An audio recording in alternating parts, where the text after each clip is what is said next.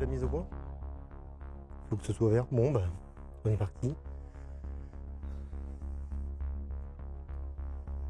Moment solennel.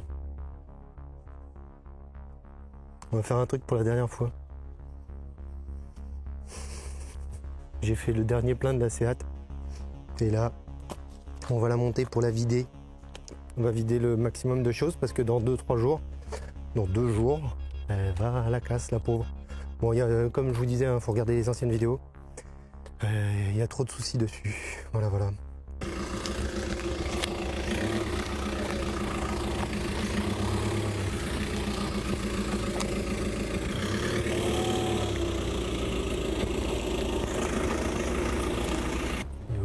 C'est une poussette. Je croyais qu'il avait une. Je croyais qu'il avait une brouette, le mec, en fait.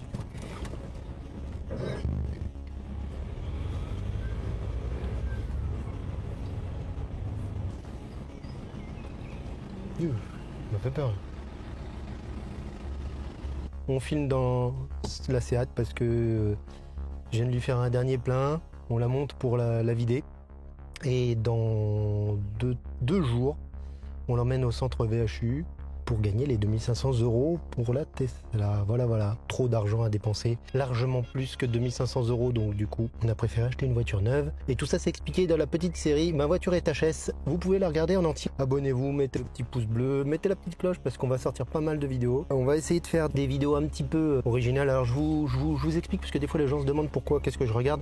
Je regarde en fait mon plan. On a un petit plan. Un grand plan, plutôt ce coup-ci il est grand. Un plan qui me permet d'avoir une organisation un petit peu dans la vidéo. Il y a plein de vidéos qui sont prêtes, qui sont déjà écrites, que vous n'avez vu nulle part ailleurs. Des sujets qui n'ont pas été abordés et c'est un petit peu le but. Parce que voilà, faire une vidéo Tesla fan un petit peu... Moi je ne suis pas Tesla fan, d'ailleurs je suis fan de rien du tout, sauf éventuellement de ça, Pink Floyd. Et encore, j'aime beaucoup Tesla, mais je ne suis pas fan de Tesla et je n'hésiterai pas à les critiquer. Et le but, c'est d'essayer de faire des vidéos un petit peu différentes de ce qu'on voit d'habitude. Et là, on a trouvé déjà 2-3 sujets qui n'ont jamais été abordés quasiment, du moins en vidéo. Vous verrez, ça pourrait être très très intéressant. Donc abonnez-vous, on a du super contenu qui va venir. Pareil, hein, dans le genre, je vais pas me renommer en geek architecte Tesla ou Tesla Essonne. Ma chaîne reste une chaîne où il y a de tout dessus. Je sais que c'est pas du tout bien pour avoir des vues, tout ça. J'ai de tout sur ma chaîne et je vais continuer à avoir de tout sur ma chaîne, du basket, du drone, de la voiture, que ce soit la Super 5, la Tesla, du sport, tout ce qui me fait plaisir, voilà.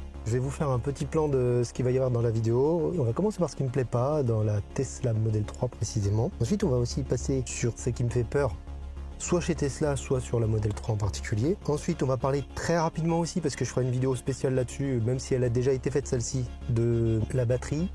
Ensuite, on va parler de ce qui nous plaît. De ce qui me plaît. Je suis pas tout seul, il y a quelqu'un derrière la caméra, puis il y a toute une famille qui l'achète cette voiture.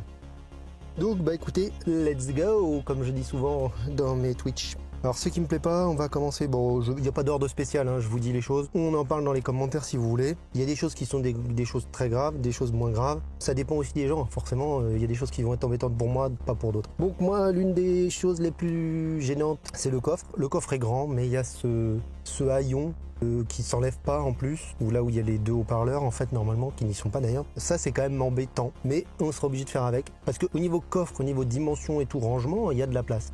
Après on est parti du principe que au pire, bon, coffre de toit on essayait d'éviter avec une voiture électrique. Si on n'a pas le choix, on mettra un coffre de toit quand même. Donc le problème du coffre, c'est que normalement on met le chien dans le coffre. Là faudra qu'on trouve une autre solution. Toi, il y a un truc qui te dérange beaucoup, hein, c'est le système audio. 6 haut-parleurs. Voilà, il y a 6 haut-parleurs en moins que dans les modèles long range. Alors, moi, ça me dérange pas dans l'absolu, mais ce qui est bête, c'est qu'ils le proposent pas en option. Activé, paf, moi franchement j'aurais peut-être payé et plein de gens auraient payé. Il y a des bidouilles, j'ai pas envie de les faire parce qu'elles ont l'air, elles ont pas l'air fiables. Il n'y a pas d'ampli pour les 2 haut-parleurs de derrière, il y a un ampli pour le caisson, mais il n'y a pas d'ampli pour les 2 haut-parleurs de derrière. J'ai l'impression qu'en fin de compte, les canaux gauche-droite ils sont repiqués, c'est-à-dire qu'il n'y a pas un canal spécial pour les 2 haut-parleurs, pour les haut-parleurs rajoutés. Donc bon, ça me plaît pas. Peut-être si un jour il y a une possibilité de modifier et de passer à plus de haut-parleurs, pourquoi pas, mais pour l'instant je suis pas convaincu. C'est un peu dommage quand même, surtout qu'ils mettent les haut-parleurs mais ils les activent pas, il faut repasser les câbles. Il y a le fait que ce soit une propulsion par rapport au long range et performance. Il y a le fait qu'elle soit en propulsion, ça c'est un peu embêtant. Après, en fait, les long range et performance, la plupart du temps, elles sont en propulsion. Il y a que quand tu fais une grosse accélération, quand il y a des soucis dans la neige ou sur la pluie, là, elle peut passer en 4x4. Ce qui est vachement important, je dis pas. Mais bon, c'est vrai que là, c'est une propulsion seule. Mais bon, moi, franchement, ça me dérange pas parce que je sais que l'électronique est là pour compenser et pour gérer le fait qu'elle soit en propulsion. Il y a le fait que ce soit une voiture très grande. C'est à regarder, attention, dans le garage. Si, non, elle est vraiment grande. Elle est plus grande que l'ID4 par exemple, elle est longue, elle est large. C'est une voiture américaine, elle est grande. Il y a le prix avant les réductions, les déductions et tout ça. Et bon, le prix quand même qui est assez important pour beaucoup de gens, ça c'est embêtant. Mais c'est un peu le problème des voitures électriques. Là on la paye 34 200. Moi je trouve que pour le prix, c'est très correct.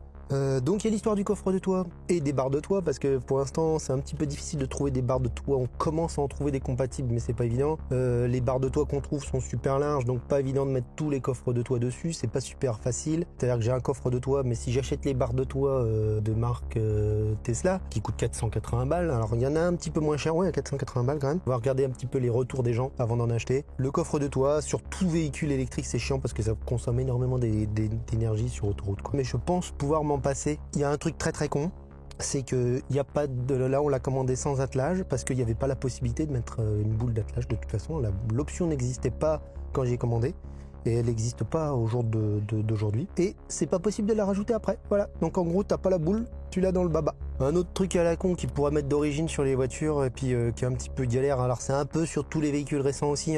Il y a plus de roue de secours sur les véhicules et il y a même pas de kit anti-crevaison. Ça c'est quand même abusé. Il faut trouver des solutions parce qu'en cas de crevaison c'est la merde sur ce type de bagnole parce que c'est très lourd. Et j'en viens au point suivant. Il y a le levage de la voiture qui est une grosse galère. Parce que par exemple, si vous dites ouais je vais prendre un cric et puis je soulèverai ma voiture et puis j'achète des trucs pour réparer, il y a presque 2 tonnes à lever et des crics qui permettent de lever 2 tonnes, c'est pas des tout petits bidules. Donc voilà, le levage de la bagnole est galère. En plus, l'idéal c'est d'acheter des petits pads à mettre en dessous parce que sinon on peut abîmer la batterie. Il faut faire très attention à la façon de lever la voiture. Donc voilà, il y a des roues de secours. J'en ai vu une en vente sur eBay ou je sais plus quoi. Donc ça existe. Après, où la foutre, ça c'est chiant. Il y a l'écran qui est tout brillant. Voilà, l'écran de la Tesla est un écran brillant. Alors on mettra certainement un film qui le rend un petit peu plus mat, un petit peu plus flou, mais un petit peu plus mat et ça évite les reflets. Voilà, bon ça c'est un peu dommage. D'origine ils auraient pu mettre un écran mat quoi dans une voiture. C'est le truc qui te permet de conduire. Tu te débrouilles pour que la visibilité soit bonne au maximum. Donc ça c'est un peu couillon. Voilà, sachant qu'il n'y a pas d'instrumentalisation, ça c'est quand même aussi un problème. Le fait de ne pas avoir de visée, même s'il y a l'écran, ils auraient pu faire une petite visée tête haute. Apparemment on s'y habitue sans problème, effectivement le jour j'avais pas de soucis. Mais c'est assez relou quand même pour la vitesse. J'avais du mal dans la performance que j'ai essayé. S'habituer à regarder sur le côté, tu regardes plus la route. Bon, il n'y a pas d'anti-brouillard à l'avant. Les 2 anti-brouillards avant, ils sont désactivés sur la SR+. Il y a des caches noires à la place. Parce que pour faire des économies, puis pour qu'il y ait une différence entre la SR+ et la LR, quoi. C'est un peu dommage. Encore une fois, je pense pas que ça leur coûte une blinde, mais ils font des économies comme ça et c'est pour ça qu'on la paye moins cher que les autres. Bon, les performances, c'est sûr qu'on va être un petit peu déçu après avoir testé la Model 3 Performance. A priori, c'est quand même pas dégueulasse, donc ça j'en sais rien. On a le moteur de 325 chevaux, donc 325, qui peut développer jusqu'à 325 chevaux. C'est pas pour ça qu'elle tire 325 chevaux, attention. Du coup, après il y a le passage de 6 à 7 chevaux. Comme elle est plus puissante que la version précédente parce qu'elle est plus lourde, parce que les batteries sont plus lourdes, elle passe de 6 chevaux fiscaux à 7 chevaux fiscaux. A priori, ça me change rien sur l'assurance. Mais il y a une petite augmentation des chevaux fiscaux, donc c'est à noter quand même. Même si c'est pas bien catastrophique, ça fait quand même un cheval fiscal de moins que cette mémère. Elle fait 8 chevaux pour 140 chevaux. Donc 7 chevaux pour dans les 300, on va pas se plaindre. Ouais. Dans les trucs à pas oublier, il y a mes lunettes. Dans ce que j'aime pas, c'est qu'il y a beaucoup de choses à améliorer sur le logiciel. On y reviendra peut-être, mais quand on aura la voiture, parce que déjà faut l'avoir testé pour vraiment en parler. Il y a un truc que j'attends beaucoup, il y a la caméra de recul qui est vachement bien, je l'ai essayé. C'est la caméra vue de dessus, ça peut être vachement bien. Il y a beaucoup de concurrents qui le font, mais ce sera bien qu'ils le fassent, quoi, parce que franchement, c'est un bon manque. Sur la version V11 du logiciel, ça devrait être le cas. Tout ce qui est écologie et tout ça, on va pas rentrer sur le truc. Peut-être si ça vous intéresse, on essaiera d'approfondir le sujet, mais c'est vrai que c'est des voitures qui polluent beaucoup à la fabrication du véhicule, qui polluent moins à l'usage, sauf dans les pays où où l'électricité est fabriquée avec du charbon. On va parvenir sur le nucléaire et tout. Est-ce que le nucléaire est polluant, pas polluant, c'est pas ça. Mais dans tous les cas, c'est vrai que au moins on n'envoie pas de cochonneries dans l'air, dans les villes. c'est quand même déjà pas mal, mais c'est vrai qu'il y a quand même pas mal de pollution liée à la création du véhicule. C'est quand même embêtant, mais au bout de 50 ou 60 000 km, on devient moins polluant qu'un véhicule essence ou diesel. C'est pas un véhicule que je prends pour l'écologie en particulier, c'est un véhicule que je prends parce que je trouve que c'est la meilleure solution à l'heure actuelle. C'est mon avis à moi, je demande à personne de le partager. Ah, un truc qui est super chiant, comme il y a très peu d'options et très peu de couleurs, en fait on voit toujours les mêmes bagnoles et que la moins chère c'est la blanche, vous allez voir un milliard de modèles 3 SR+, en blanc. Faudra qu'on trouve un truc pour la différencier. Alors. Bon, tu me diras c'est valable pour les ID3, mais il y a quand même plus de couleurs. Tu peux avoir des décalcomanies, des trucs comme ça, des petits coverings de celui-ci, des petites bandes, tout ça. Tu mets 2 Tesla l'une à côté de l'autre, tu fais c'est laquelle la mienne. On mettra un petit autocollant Geek Architect dessus. Un truc qui est pas terrible aussi, alors qui est vachement beau, t'as le toit en verre qui est super beau, mais il faut avouer que dans la lunette arrière, hein, quand tu conduis, tu as l'impression de regarder dans un micro-trou. C'est vrai que t'as pas une visibilité de ouf dans le rétroviseur en vue à l'arrière. Alors après, t'as l'écran, tu peux mettre l'écran si tu veux pour regarder derrière. Par contre, t'as des rétros énormes. Ça, c'est vrai que c'est plutôt je l'ai pas mis dans les points positifs, donc notez-le. Ce serait presque à rajouter, les rétros sont super bien. J'ai hâte de voir d'ailleurs la visibilité en marche arrière quand tu recules de nuit. Est-ce que tu vois quelque chose? Est-ce que tu vois loin ou pas? Je voudrais voir, ça c'est un truc à tester. Hein. Il y a un truc qui est chiant, ça c'est pour les véhicules électriques, à part l'alléger, c'est-à-dire enlever les sièges, qu'en gros, il n'y a pas moyen d'améliorer les performances d'un véhicule électrique, sauf si le constructeur décide de le faire, c'est-à-dire de faire une option, de dire voilà les gars, je vous rajoute 5% comme ils ont fait précédemment. Hein. Il y a eu une mise à jour où Tesla a dit bah voilà, vous gagnez 5% de performance sur votre modèle 3. Ouais, 5%, 2 fois. À vérifier, mais j'ai cru comprendre ça. Enfin bon, voilà, à part ça, il n'y a pas moyen de faire une reprog quoi du moteur. En gros, t'es niqué. C'est un petit peu dommage pour les jackies, pour les mecs qui aimeraient bien pousser leur moteur. Bah là, il n'y a pas grand chose à faire sur l'électrique. Ça, c'est un peu frustrant. Ce que je disais tout à l'heure, dans les points négatifs, il n'y a pas de compteur, pas de visée tête haute et il n'y a pas de compteur. C'est quand même un gros manque. Il y a un point négatif. Donc dans les points positifs, il y a les superchargeurs. Mais je trouve que en France, il y a quand même un gros manque de superchargeurs. Quand je vois pour aller en Bretagne, il y en a vraiment très peu. Il y en a 2 sur le trajet. Alors ils vont doubler celui du Mans, tant mieux. Mais il faudra vraiment qu'ils augmentent le nombre de superchargeurs en France. Quand tu regardes le nombre de superchargeurs en France et que tu regardes le réseau de superchargeurs en Allemagne, tu fais ouais, c'est ouf quoi. C'est un peu le jour et la nuit. C'est hyper dense en Allemagne. En France, il y a que dalle. Apparemment, les gens qui ont déjà des Tesla s'en sortent très bien, mais ce serait bien qu'ils augmentent parce qu'en plus, il y a le nombre de véhicules derrière qui est de plus en plus important. Ouais, après dans les options, il y a très peu d'options en fin de compte sur le véhicule. C'est un avantage parce que c'est plus simple pour commander. C'est un avantage pour Tesla parce que ça leur coûte moins cher. Par contre, c'est vrai qu'en tant que client, des fois, tu aimerais bien avoir un petit peu plus d'options. À quoi il y a les sièges chauffants que tu peux rajouter après. Il va y avoir le volant chauffant. La conduite autonome, qui est une option qui coûte à peu près le prix d'une voiture d'occasion quoi. Alors il y a 2 prix, il y en a un à 4000 et des patates et l'autre à 7500 balles. Bon, c'est foufou leur prix quoi. Voilà. Bon, bah je crois que pour ce qui me plaît pas, je pense qu'on a fait le tour. Toi, tu vois des choses? Non? Bon, bah voilà. On va donc passer à ce qui me fait peur. C'est-à-dire que c'est un cran au-dessus de ce que j'aime pas. La liste n'est pas très longue, il n'y a pas grand-chose qui me fait peur et c'est entre guillemets qui me fait peur. Hein. C'est des inquiétudes légères. Disons que je vous les expose, mais bon, c'est pas non plus, ça m'empêche pas de dormir. Voilà. Donc, dans ce qui me fait peur, il y a la décote. Avec Tesla, on peut s'attendre à tout, peuvent faire des conneries. La marque pourrait se casser la gueule pour diverses raisons, à cause de Elon Musk ou j'en sais rien. Maintenant, comme le véhicule, on l'a payé sous 9500 € moins cher que son prix, il y a quand même moyen, à mon avis, dans quelques années, de le revendre correctement. Après, c'est ce que j'ai expliqué. Moi, dans tous les cas, c'est pas un souci pour moi. Si je peux pas le revendre, je le garde. C'est pas gênant. On verra ça dans 3-4 ans. Donc, un petit point aussi que j'évoquais juste avant, c'est les superchargeurs dans le futur. Pourquoi? Parce que là, il y a un nombre de Tesla phénoménal, surtout des modèles 3 du coup, qui sont en train de se vendre. Ils vendent plus de Tesla que de Zoé en France. Dans tous les cas, on va en voir de plus en plus, ce qui est très bien pour l'intelligence artificielle, parce que plus il y a de véhicules, mieux c'est. Mais par contre, pour le réseau de superchargeurs, comme on disait, bah ça c'est pas terrible. Est-ce qu'on va se retrouver à faire la queue, des trucs comme ça? Je pense qu'il faudra éviter les grands départs. Après ça, faut les éviter dans tous les cas si on peut. La technologie, c'est un avantage, mais ça peut être aussi un inconvénient. Dans 9 ans, il y a l'ordinateur de bord qui tombe en carafe. La petite larmichette là, tu vois. Parce que je sais pas combien ça coûte l'ordinateur de bord sur une Tesla. Peut-être tu pourras payer plus cher pour avoir le nouveau hardware. Peut-être ta voiture du coup se retrouvera à jour, mais bon.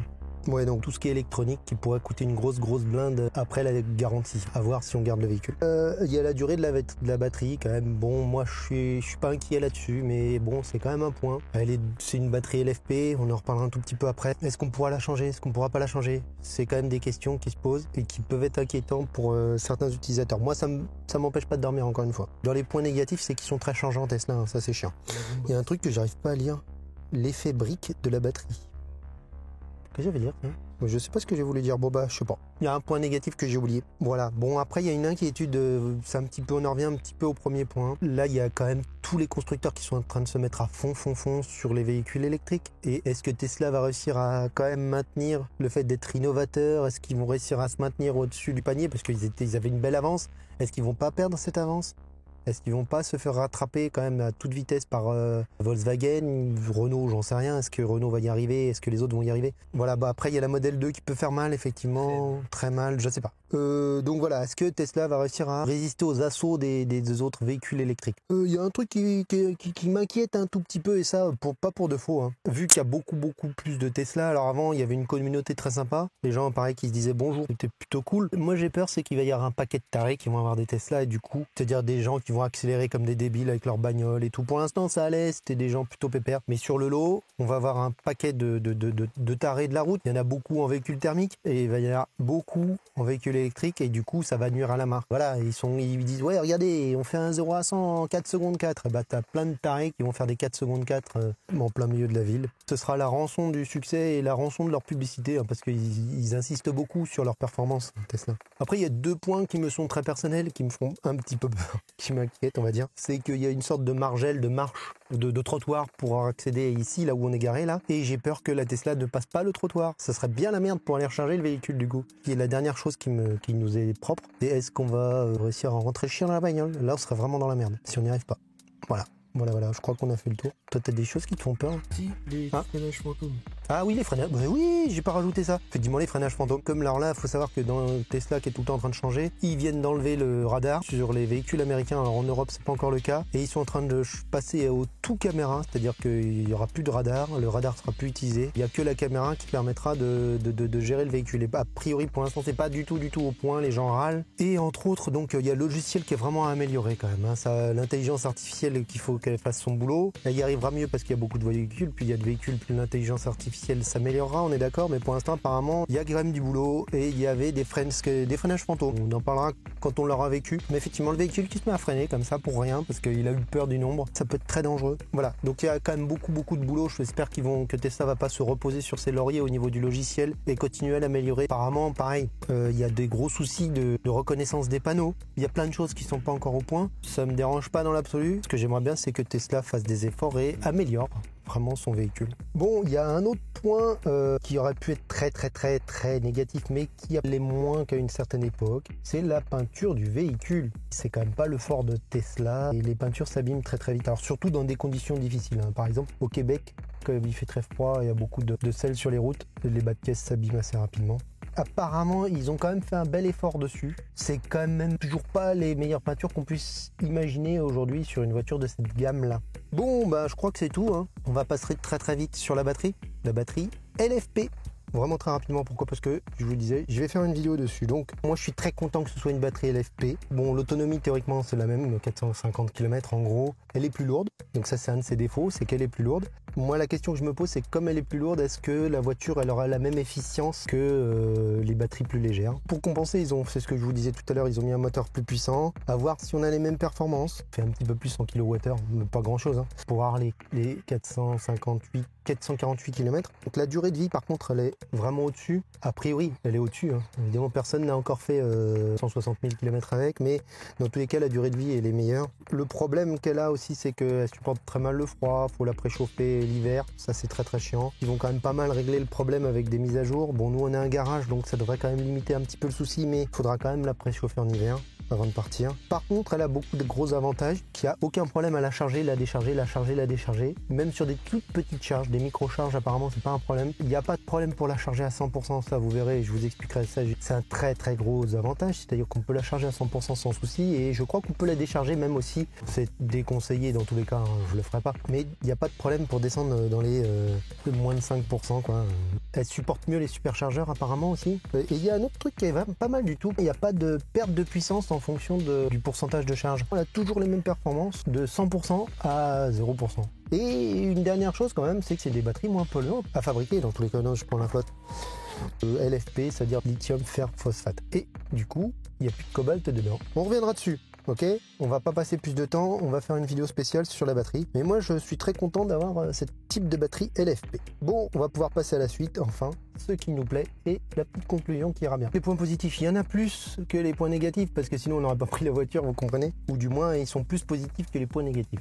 C'est clair? Bon, bah la première des choses, c'est que c'est une voiture électrique. Hein. Bon, je reviens pas sur le sujet de la voiture électrique, pourquoi l'électrique, vous pouvez regarder, j'ai fait une vidéo là-dessus. Mais voilà, l'une des premières raisons, c'est qu'elle est électrique. Bon, je m'appelle Geek Architect, donc il y a le côté geek de la bagnole, le côté technologique de la bagnole, qui évidemment me branche énormément. Je comprends que ça intéresse moins d'autres personnes, hein. Il y a peut-être certaines personnes qui seront même rebutées par le côté geek de la voiture. Bon, la durée de vie de la batterie, quand on regarde sur le papier, c'est hyper intéressant. J'aime beaucoup aussi la philosophie Tesla, sur, voilà, quand les gens ils disent oui, les batteries, le recyclage, on sait pas quoi en foutre, c'est faux. Quand on met une Tesla à la casse, ils récupèrent la batterie pour en faire des Powerwall. C'est un truc qui permet de récupérer par exemple l'énergie solaire pour recharger sa voiture la nuit. Pourquoi? Parce que les batteries de Powerwall ont besoin de moins de puissance instantanée qu'une batterie de voiture. Hein. Une batterie de voiture, ça a besoin d'une très grosse puissance instantanée. Et du coup, les batteries ont déjà une seconde vie. Et après, il y aura tout à fait possibilité de les recycler. Oui, c'est recyclable une batterie. Ensuite, par rapport à d'autres véhicules de marques concurrentes, c'est que c'est des batteries refroidies par liquide ou réchauffées par liquide, ce qui permet de préchauffer la batterie pour aller au superchargeur par exemple, ou de préchauffer la batterie en hiver. Quand il fait froid, comme la batterie n'aime pas le froid, ça permet de la préchauffer. C'est un point qui me plaît beaucoup. Un truc énorme que j'adore, un truc que j'ai kiffé sur la performance qu'on a testé l'autre jour, c'est la conduite à une seule pédale et qui est plus poussée chez Tesla, c'est-à-dire qu'il y a vraiment l'arrêt. J'ai adoré la conduite à une seule pédale sur la Tesla performance qu'on a testé. J'adore. C'est vraiment un point ultra méga positif. Ça devrait être obligatoire sur toutes les voitures. En fait, c'est un point tellement de sécurité. Pourquoi se faire chier avec 36 pédales? C'est tellement logique de voir, on accélère, t'arrêtes d'accélérer, ça s'arrête et puis c'est tout, quoi. Un point sur lequel on reviendra plus tard quand on aura vraiment le véhicule et quand il y aura eu des mises à jour et tout ça, c'est l'agrément de conduite. Donc c'est sûr que ça va nous changer. Pour l'instant, on n'a pas le Bluetooth dans la voiture. Sur l'agrément de conduite, en gros, est quand même forcément meilleur dans une voiture récente. Quand même, elles seront mieux que cette bagnole de 2004. Les aides à la conduite, on avait juste le régulateur de vitesse. Donc là, ce sera quand même vachement mieux que ce qu'on avait. Voilà. En gros, l'agrément de conduite qui ne peut que être mieux. À voir un petit peu après ce que donne l'autopilote, enfin l'autopilote, les aides à la conduite en vrai. Le prix de la voiture, hein, c'est cher, mais pas tant que ça. Après, toutes les aides, les 9500 € en moins, je la trouve pas si chère que ça. Elle n'est pas plus chère qu'un 3008, elle n'est pas plus chère qu'une hybride rechargeable. C'est le prix d'une familiale, 34 000 €. C'est le prix d'une belle familiale, je dis pas. Il y a des familiales moins chères que ça, une Dacia sera moins chère. Je trouve que le rapport qualité-prix, dans le cas de la SR+, vraiment c'est extra. Une autre chose qui me paraît très positive, c'est une voiture chinoise. Elle vient pas des États-Unis, elle vient de Chine. Dans quelques mois, elles pourront venir soit d'Angleterre, soit d'Allemagne. Les chinoises, apparemment, au niveau qualité de finition, il y a quasiment aucun retour, aucun défaut. Donc, il y avait beaucoup de défauts sur les américaines. Elles se sont améliorées, il y en a moins, voire plus du tout. Mais les chinoises, au niveau qualité de finition, sont top. On fera une petite vidéo un petit peu comme tout le monde. On ira chercher la voiture et on filmera ça quand même. C'est quand même vachement important. Et donc, on verra la qualité de finition à ce moment-là. La place à l'arrière, toi, tu l'avais testé. Moi, je suis pas monté derrière, mais a priori, il y a beaucoup de place. J'espère qu'il y a beaucoup de place. Comme ça, on pourra mettre le chien. Il n'y a pas de tunnel central. Il y a un truc qui me plaît beaucoup dans ce style de voiture, c'est que c'est pas un SUV. Je dis pas les SUV, c'est vachement pratique. C'est haut, c'est machin. On peut mettre un frigo dedans, tout ça. Par contre, au niveau efficacité, du coup, le véhicule est forcément moins bon quand il fait 2 mètres de haut que quand il fait la hauteur de la Tesla Model 3. L'aérodynamique du coup du véhicule, ça va avec l'efficience. Un autre point que j'adore sur ce véhicule, c'est qu'elle consomme très peu. À vérifier, mais ça c'est un point hyper positif, je trouve. Même sur autoroute, c'est pas un gouffre. C'est une des rares voitures à être capable de faire de l'autoroute sans devenir un monstre à kilowattheure. Bon, les performances du véhicule, on est content parce que ça a la patate, quoi. C'est quand même un truc qui fait plaisir. Après, on a testé la performance, on va peut-être être un petit peu déçu avec l'SR+, mais ça nous suffira dans tous les cas. Un truc qui est vachement bien et qui nous effraîtera une petite défense, c'est qu'a priori, il y a les tapis qui sont fournis maintenant. Un truc qui est bien aussi, alors ça vient pas directement de la voiture, c'est tout ce qui est disponible autour de la Tesla Model 3, c'est un truc de fou. Tu vas sur des sites comme Green Drive, t'as des accessoires pour les commodos, des accessoires pour tout. Ça permet un petit peu de personnaliser son véhicule, c'est plutôt cool. Il y a le confort du véhicule qui est très bon, les sièges qui sont très bons. C'est quelque chose qui m'a fait acheter le véhicule, mais c'est quelque chose à tester sur le long terme. Le silence, alors après c'est vrai que si on avait un gros V8 on serait content aussi, mais au jour le jour je pense qu'une voiture silencieuse c'est plus agréable. Bon, après il y a l'écologie. Alors l'écologie entre guillemets, je dis pas que c'est un véhicule propre, je dis que c'est un véhicule qui envoie pas d'émissions dans les villes. Voilà, ça évite les gens asthmatiques comme moi par exemple. C'est vrai que moi de temps en temps ça m'est arrivé de suffoquer dans certaines villes. Une fois ça m'est arrivé de me prendre en vélo, en train de monter une côte, je me suis pris les gaz d'échappement d'un bus dans la gueule. Je vous assure, j'ai mis 20 minutes à m'en remettre, à tousser pendant un quart d'heure. Les gaz tout noirs dans la tronche direct, voilà. De ce côté-là, le véhicule électrique a un avantage incontestable. C'est pas l'écologie directe, je sais pas si c'est un véhicule plus écologique, moins écologique, c'est des choses compliquées, mais je parle de l'écologie immédiate. Je ne dis pas que ça déporte pas le problème ailleurs ou quoi que ce soit, mais dans tous les cas, ça évite de nous brûler du pétrole directement dans les narines. Voilà. Moi, un truc que j'aime bien, c'est sa tronche. Sa ligne, je l'aime beaucoup esthétiquement. De devant, j'ai l'impression que c'est une petite Porsche. Je la trouve fluide, aérodynamique comme on disait tout à l'heure, donc c'est un truc que j'aime bien. La couleur qu'on a choisi, le blanc, pourquoi? Parce que en été, c'est vachement plus pratique d'avoir un blanc. Elle chauffe beaucoup moins. Bon, les sièges sont noirs, on lui mettra probablement des housses blanches. Il n'y a pas de calandre inutile. Simplifié à mort, bien profilé comme il faut pour fendre l'air correctement, ça je trouve ça très très bien. La simplicité du véhicule global, j'adore les choses simples. Quand on a visité la 2008, je conçois tout à fait que des gens adorent. Elle est d'une complexité phénoménale, t'as des boutons dedans, on dirait un avion. Là c'est vrai qu'au moins elle est simple. Extérieurement, elle est simple, intérieurement, j'aime beaucoup la simplicité. Un autre truc qui je trouve fait que c'est un véhicule plutôt intelligemment construit, c'est un très gros véhicule. Vraiment gros, on se rend pas compte comme elle est grosse, mais visuellement, j'ai l'impression de voir une petite voiture. Et ça, c'est signe qu'elle est bien faite. Je dis pas que la ID4 n'est pas bien faite, mais quand je vois l'ID4, je me dis c'est une grosse bagnole. Elle me paraît beaucoup plus grosse que la Tesla Model 3. Et pourtant, la Tesla est plus longue, la Tesla est plus large. Elle est moins haute. Il y a un autre truc que j'aime bien, alors ça, du coup, regardez dans le lien, il y a le lien en dessous, c'est le système de parrainage de chez Tesla. Écoutez, le système de parrainage, je le trouve plutôt cool, et n'hésitez pas à utiliser le mien, ça me ferait un plaisir fou. Y a un truc, moi, pour l'instant, qui me plaît beaucoup. Alors, je suis pas sûr que ça dure longtemps. C'est la communauté de Teslaïstes. Dès que tu te poses une question, tu vas sur un forum, sur un blog, sur Facebook ou tout ce que tu veux, tu poses la question. Il y a toujours un mec pour y répondre la plupart du temps. C'est plein de gens passionnés de leur bagnole. C'est quand même une source d'information intéressante. Y a un truc qui est vachement bien, c'est ce superbe toit vitré. Disons que, en fait, jamais j'aurais payé pour avoir un toit vitré, mais là, il y est et j'en suis très content. Y a un truc qui est très très bien, ça c'est un petit peu sur tous les véhicules électriques, c'est que le centre de gravité des voitures est très bas. Ils ont une super bonne tenue de route, il y a très très peu de chances que le véhicule se retourne, et ça fait un comportement routier excellent. Donc ça, c'est aussi un des très gros points positifs. Il y a le réseau de superchargeurs, on en parlait un petit peu tout à l'heure, mais c'est quand même un des gros points positifs des Tesla. Ce réseau de superchargeurs, pas assez dense en France, mais quand même, il a le mérite d'exister. Et aucune marque concurrente pour l'instant n'est capable de proposer un truc à peu près équivalent. Et en plus, ils viennent juste de baisser leur prix, pour donner une idée. Donc ça, c'est quand même vachement bien. Ça change tout le temps, c'est Tesla. Y a un truc qui est très très bien, c'est les jantes d'origine. Donc il y a les Aero Wheels, on aime, on n'aime pas, mais si on les aime pas, on peut les enlever derrière. Moi, il y a des jantes que je trouve très jolies sur une voiture de base. Chez les concurrents, faut payer pour avoir des belles jantes. Moi, il y a l'autonomie quand même, qui pour une voiture de ce prix-là est très très bonne. Alors maintenant, elle a été dépassée, je trouve, par l'ID3 qui propose 550 km d'autonomie. À mon avis, sur autoroute, l'ID3 est plus consommatrice, donc à voir. 450 km, ça me suffit très largement. Il y a le superbe écran, même s'il est brillant, qui est quand même dans les gros points positifs, ce très bel écran quand même. Ce système de fonctionnement, je trouve ça très intelligent parce que ça permet de rajouter des options, ça permet de rajouter des fonctionnalités à la voiture. Le fait de ne pas avoir de boutons, c'est quand même très intelligent. Par exemple, là, ça c'est le bouton auto. On peut pas en faire autre chose que ce bouton, il peut servir qu'à ça. Alors que là, il suffit de changer le programme et on peut faire autre chose, on peut faire ce qu'on veut. C'est absolument génial, je trouve. Y a un autre truc qui vient d'arriver. Alors c'est à la fois un petit point négatif, mais un point positif parce qu'on va bien se prendre la gueule. C'est la boombox. La boombox, c'est quoi? C'est un haut-parleur à l'extérieur qui fait du bruit pour que les piétons l'entendent. Il y a un bruit en marche arrière qui fait un bruit de secoue-vente, un peu comme la Zoé. Et en marche avant, a priori, on pourra même choisir le son. Moi, je foutrais un cheval. Ça peut faire des bruits à la con. On peut se marrer, c'est rigolo 5 minutes, mais ça rajoute un petit côté fun à la bagnole, voilà. Bon écoutez, globalement, je pense qu'on a plus ou moins fait le tour, on a certainement oublié des choses, mais comme il y a plein de vidéos qui vont venir, franchement abonnez-vous parce qu'il y a des sujets qui n'ont jamais été abordés qu'on va aborder. On va emmener une dernière fois notre petite Seat au garage, histoire de lui faire un dernier au revoir. Là vous allez voir, on va essayer de descendre la petite margelle qui pose problème. Le petit trottoir, je vous expliquais là. Alors par contre, il y a des manœuvres, ça risque d'être compliqué avec la Tesla. Voilà, ça descendre avec la Tesla ici, faudra y aller vraiment très doucement parce que là déjà en temps normal, souvent, si tu vas un tout petit peu trop vite, ça tape. Hop. Là, faire le demi-tour ici, ça va être compliqué avec la Tesla, à mon avis.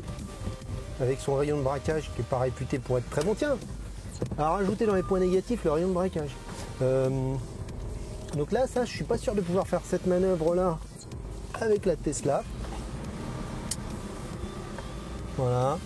Donc c'est une des dernières fois qu'on entend le bruit d'un diesel, du moins chez nous. Alors j'ai hâte de voir ce que ça donne de faire la manœuvre avec la Tesla. On verra si la caméra de recul est assez suffisante pour pouvoir reculer dans le garage. Enfin bon, on vous fera des retours une fois qu'on aura tout récupéré. On vous dira ce qu'on en pense vraiment de ce véhicule, hein. Pas en tant que fan, même si on aime bien la marque. Donc abonnez-vous, on vous dit à bientôt, à la prochaine. Ciao, bye bye.